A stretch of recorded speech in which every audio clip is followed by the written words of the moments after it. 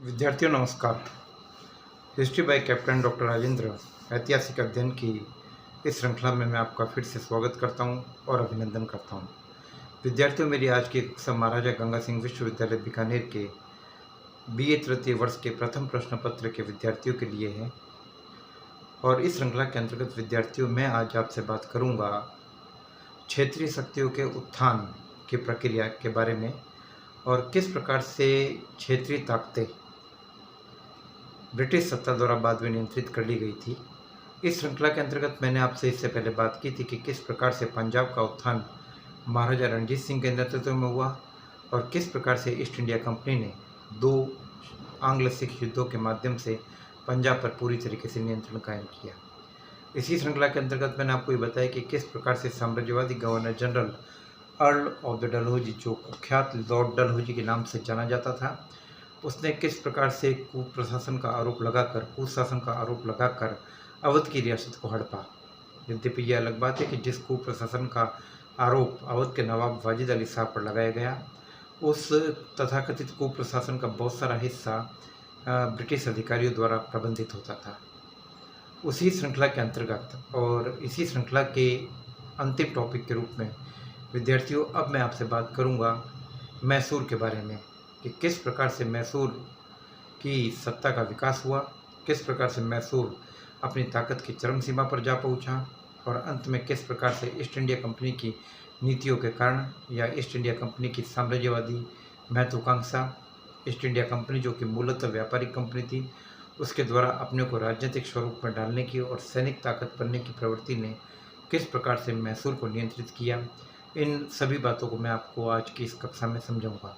विद्यार्थियों, मैं अपनी आज की इस कक्षा को 2 भागों में बांटकर समझाऊंगा ताकि ये आपके आसानी से समझ में आए। Expansion of power of Mysore, Mysore की सत्ता का विस्तार, भाग 1, और किस प्रकार से नियंत्रित किया गया ईस्ट इंडिया कंपनी द्वारा।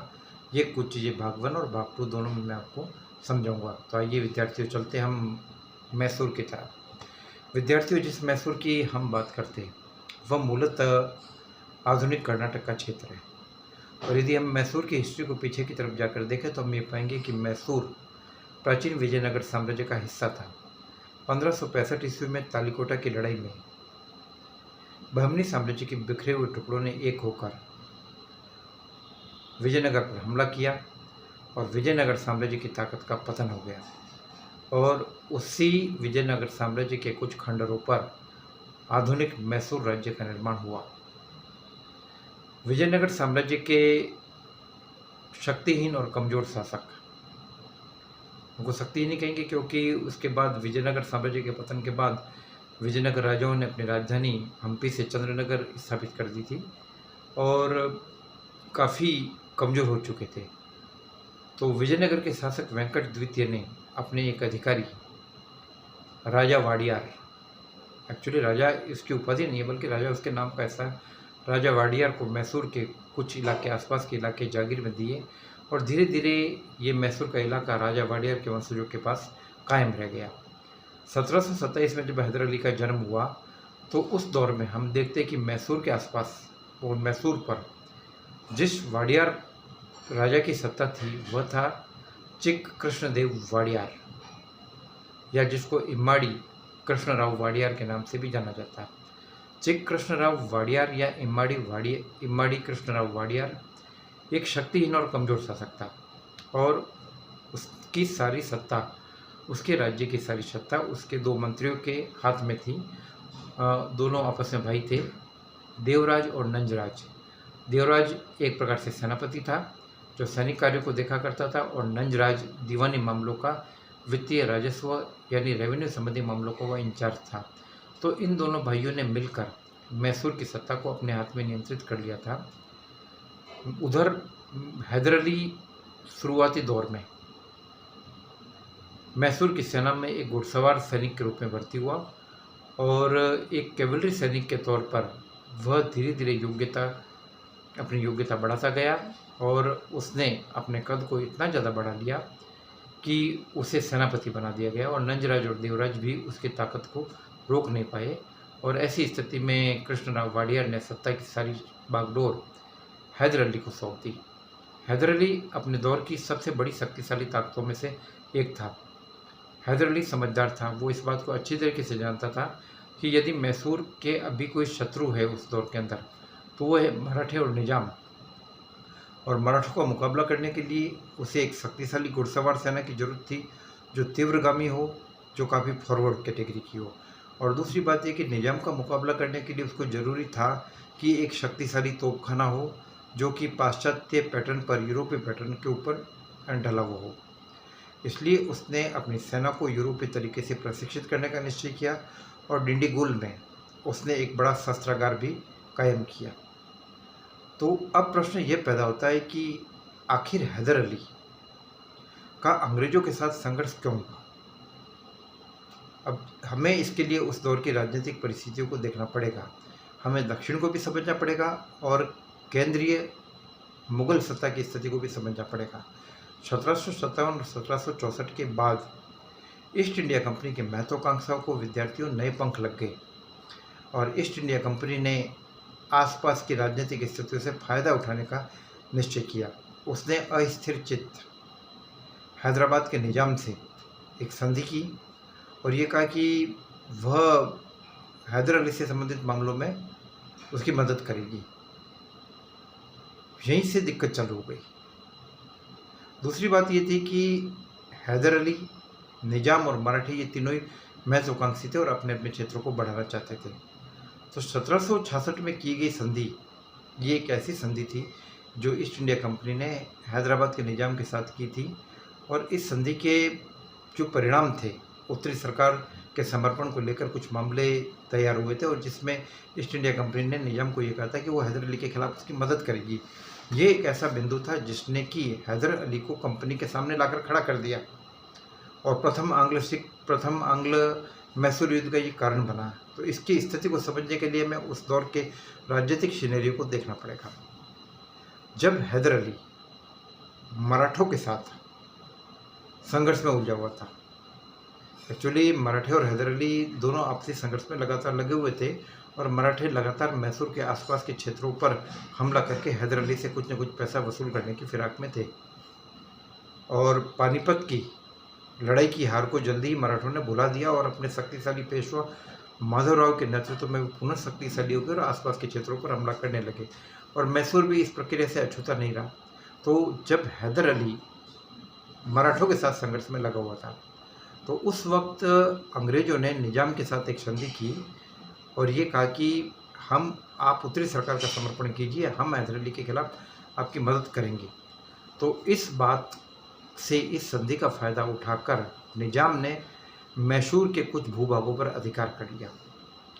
यह हैदर अली के लिए चुनौती थी और हैदर अली के क्रोध की सीमा नहीं रही, क्योंकि सीधी सी बात यह कि वह ईस्ट इंडिया कंपनी से अब तक किसी मामले में उलझा नहीं था।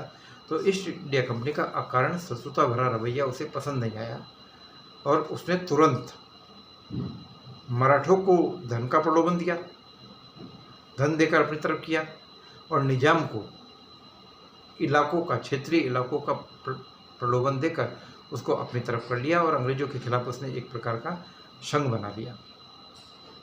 तो स्थिति इस प्रकार से तैयार हो गई कि हैदर अली का पक्ष काफ़ी मजबूत हो गया।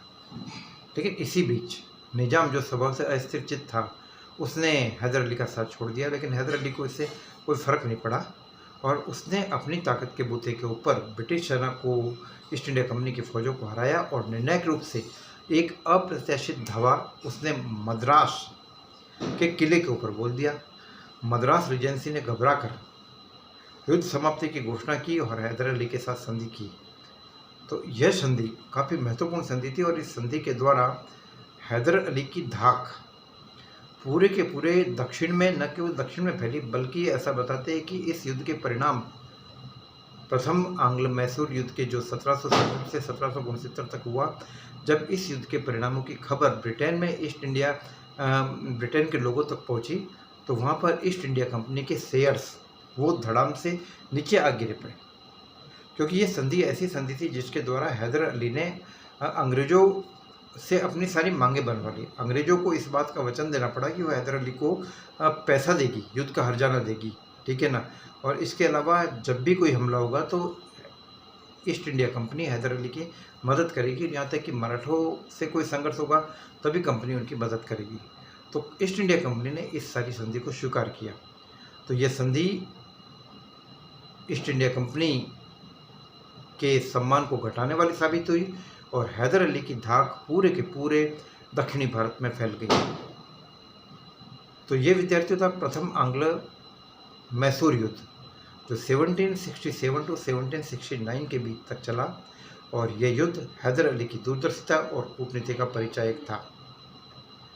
लेकिन मैं आपको बता दूं कि विद्यार्थियों, ईस्ट इंडिया कंपनी के लिए संधि का मतलब संधि नहीं होता, बल्कि संधि का मतलब होता आगामी युद्ध की तैयारी का समय लेना, और जल्दी वो आगामी युद्ध की तैयारी का मौका ढूंढने लगे और उन्हें जल्दी ही मौका मिल गया। द्वितीय आंग्ल मैसूर युद्ध, जो 1780 से लेकर 1784 तक चला, यह काफ़ी महत्वपूर्ण युद्ध था।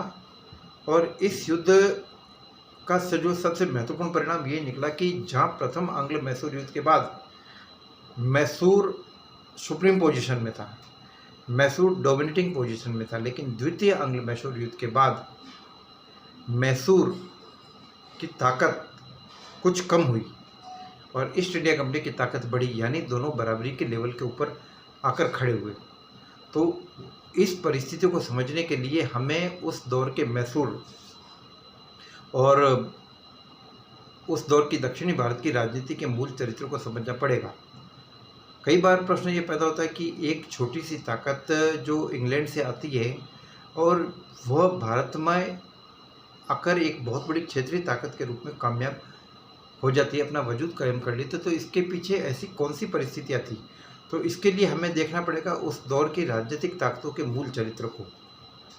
सबसे बड़ी बात यह थी कि ये ताकतें कभी भी एक नहीं हो पाई।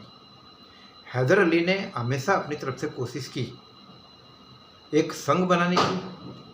हैदर अली ने सभी को साथ लेकर चलने का निश्चय किया, लेकिन निजाम का अस्थिर चित्त वाली प्रवृत्ति और मराठों का लालच कभी भी इस संघ को कामयाब नहीं कर सका।